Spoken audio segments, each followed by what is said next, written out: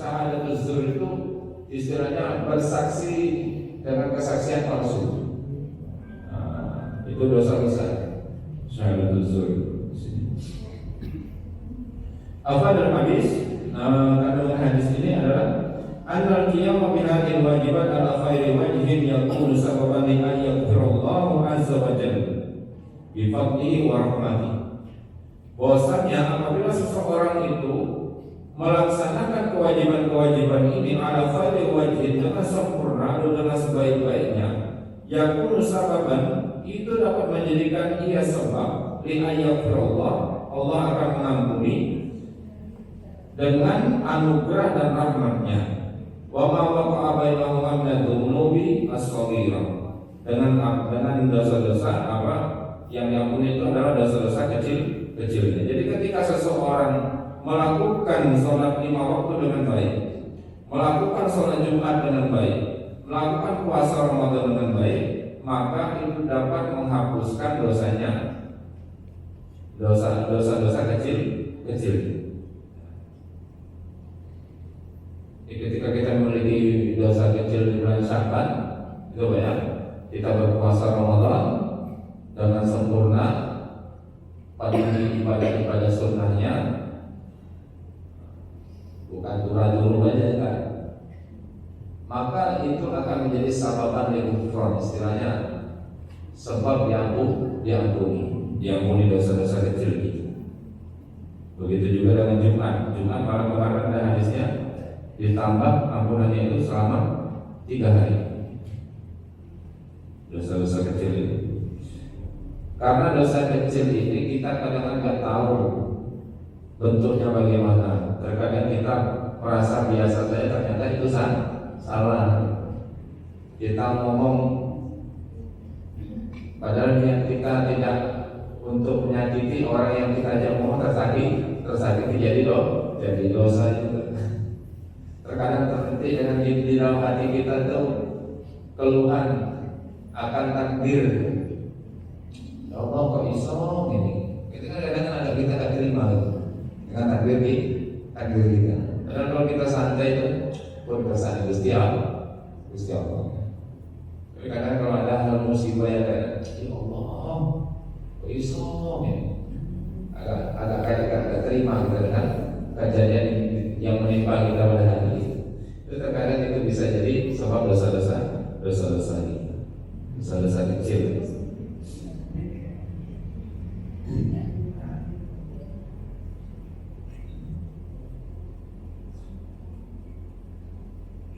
Fa'idha lam yaqo' minal mukallaf dhanbun kabir wa lam yakun alaihi syai'. Dengan syarat apabila seseorang itu tidak memiliki dosa-dosa besar.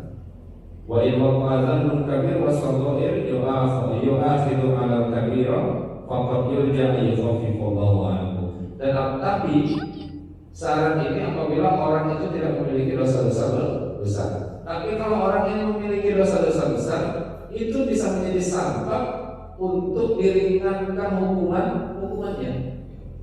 Saking baiknya Allah itu tadi. Dosa kecil kita tidak diampuni, tapi dosa besar kita itu diringankan. Misalnya ada orang berzina gitu ya, belum bertobat, dia sholat, mungkin bisa diringankan, tapi jangan sampai dilakukan. Kalau kita di masjid ini kan jarang yang seperti itu. Ayyukhafifullahu anhu, agar Allah meringankan. Walabudda fi takbiril dzunub al-kabira min at-taubah as-shaghir. Dikarenakan yang namanya Zanbun kabir atau dosa besar itu dapat dihilangkan hanya dengan pertobatan yang shalihah, yang benar. Pertobatan yang benar tidak bisa diampuni dengan ibadah-ibadah yang biasa saja, tapi harus diawali dengan pertobatan yang benar. Sedangkan sisa-sisanya kalau tobatnya itu sudah dilakukan, sisa-sisanya nanti akan dihapuskan dengan ibadahnya.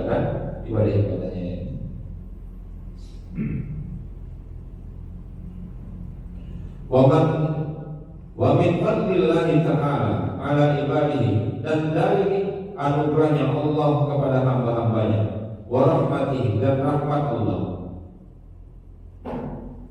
an ja'ala lahum mawazin khairil tazawwud min at-ta'ah wa mahwal khataya, yaitu Allah menjadikan segala perbuatan baik itu sebagai bekal untuk ketaatan dan untuk menghapuskan dosa-dosa kita. Jadi Allah itu menjadikan amalan-amalan baik, amal-amal soleh itu satu untuk bekal, satu lagi untuk menjadi penghapus dosa-dosa kita. Wal muslim al-adil, dan seorang muslim yang berakal la yadahadil fursah, tidak akan pernah meninggalkan kesempatan ini, wa tafawutu min ghairi husulil fa'idah, atau dianya mengabaikan kesempatan ini dengan hal-hal yang tidak berfaedah. Jadi ketika seorang akil tahu, seorang muslim yang berakal itu tahu bahwasanya dalam ibadah yang baik-baik ini memiliki dua faedah tadi. Yang pertama, dia yang ditazawwud, membekali dirinya untuk nanti kembali ke akhirat. Yang kedua, itu untuk menghapuskan dosa-dosanya. Dia tidak akan meninggalkan kesempatan ini dengan baik. Pasti akan melaksanakannya dan berusaha untuk sempurna. Kami di sini mengatakan karena kita ini terkadang banyak lalainya di dalam mengerjakan kewajiban-kewajiban kita, kurang sempurna. Cuman kita selalu berharap dengan Allah, ya Allah terimalah segala amal ibadah kami ini dengan segala kekurangannya. Kalau kita berdoa seperti itu, ibu-ibu, bapak-bapak sekalian, mudah-mudahan diterima gitu, ya Allah gitu. Minta kepada Allah, ya Allah terimalah amal ibadah kami dengan segala kekurangannya.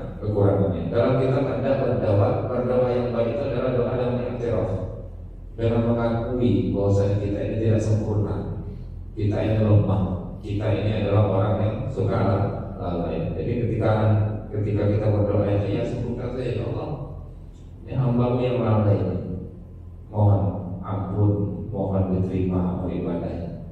Seperti itu indah, kita merendah betul di depan Tuhan kita. Malah seperti itu kita mendapatkan rahmat. Jangan kita kan kadang merendah depan orang, rendah depan manusia. Tapi ketika dengan Allah kita akan seakan-akan kita menuntut, ya Allah, walaupun sedekah 1000, kok orang kabur-kabur, iya. Dijawab nanti, modal 1000 dari mana itu? Kalau bukan saya yang ngasih juga, kalau kayak gitu, dibalikan lagi.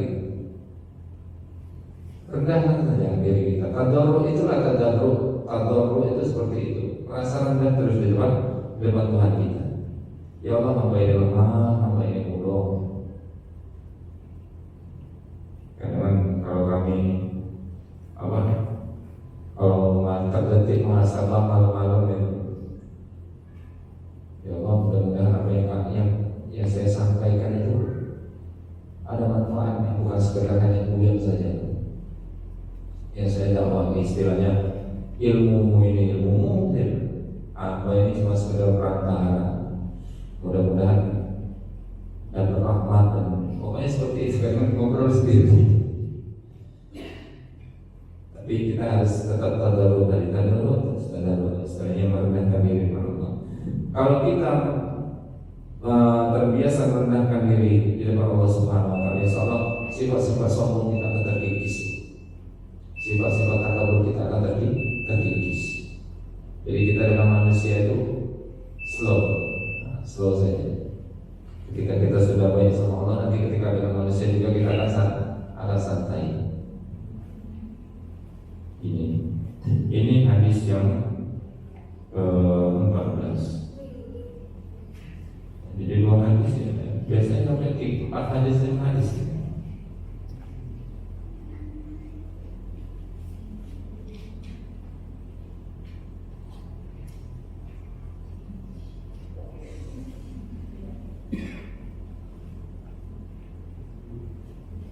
kita lanjutkan saja nanti di masjid. Ini panjang dulu penjelasannya yang ke-15 tadi. 15 ada banyak ini banyak faedahnya, banyak sejarah maknanya juga banyak. Oke, ini saja dulu yang kita dapat sampaikan. Mudah-mudahan bermanfaat. Dan pesan kami tadi yang satu tentang wudhu, isbahul wudhu. Kalau kita wudhu ya dinikmati dan selalu merasa kita itu memiliki dosa, dan mudah-mudahan yang setelah wudhu itu dosa-dosa kecil kita itu dihapuskan oleh Allah Subhanahu wa Ta'ala. Begitu juga dalam melaksanakan kewajiban tadi, salawat dan sholat 5 waktu, utamanya itu dapat menghapuskan dosa-dosa kecil kita. Apabila kita kerjakan dengan sebaik mungkin, terutama kita kerjakan sunnahnya, kerjakan jamaahnya, kita pakai pakaian terbaik ketika kita ibadah, pakai pewangian, pakai yang suci. Ada orang itu memakai pakaian itu hanya sekadar pakai saja. Dia tidak tahu ini muruan atau tidak, ini pantas apa tidak. Secara fikih memang sah, tapi secara adab dia tidak baik. Pakai kaos